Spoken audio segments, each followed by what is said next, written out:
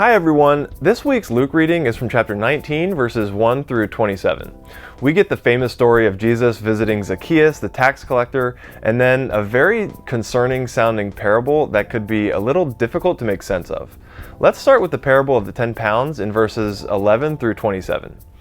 It can be really helpful to recognize that with parables, Jesus is not trying to draw a one-to-one correlation between characters in the stories and the nature of God or of life or of faith.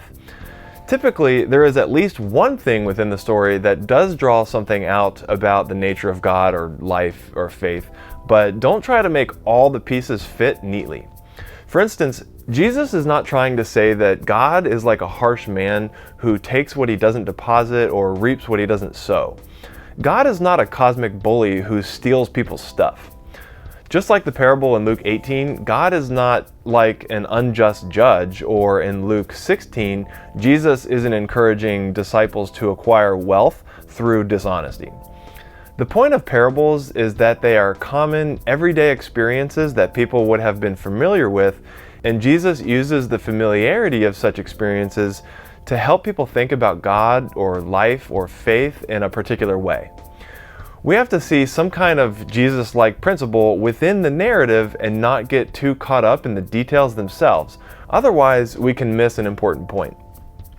For instance, just because Jesus is using a story that involves slaves does not mean that Jesus supports human relations of slavery. Those relations were a part of people's daily lives, so he's using the familiar to make a point. So, what is at least one helpful point that we could maybe draw from this story?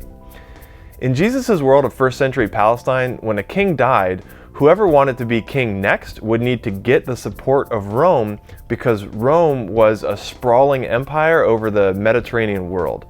So any would-be king would need to get the permission to become that from Rome. This meant that the hopeful next king would travel to Rome in search of support from the empire.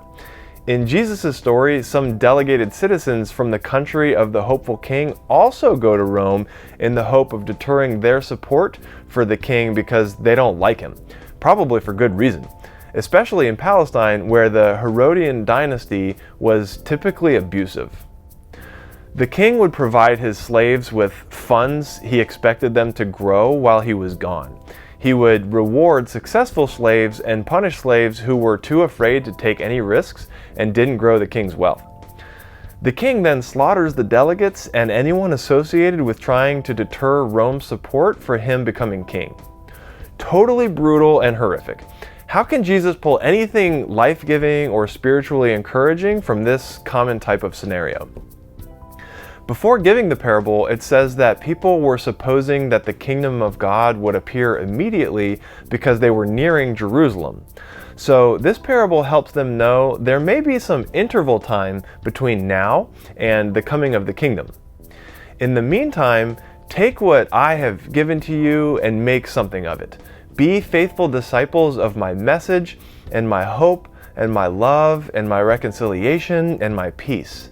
Make these sources of true wealth grow in your lives and in your communities and in the world. Don't bury it, use it, and live it. Jesus is encouraging us to take what he has given us and even to take risks in our efforts to increase those healing gifts of light and life and love in the world.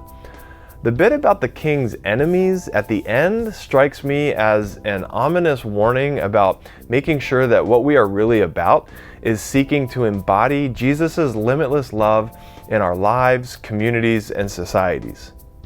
What might that look like in those different spheres? This parable is a helpful connection to the story of Zacchaeus too. Zacchaeus really exemplifies the kind of discipleship Jesus is looking for.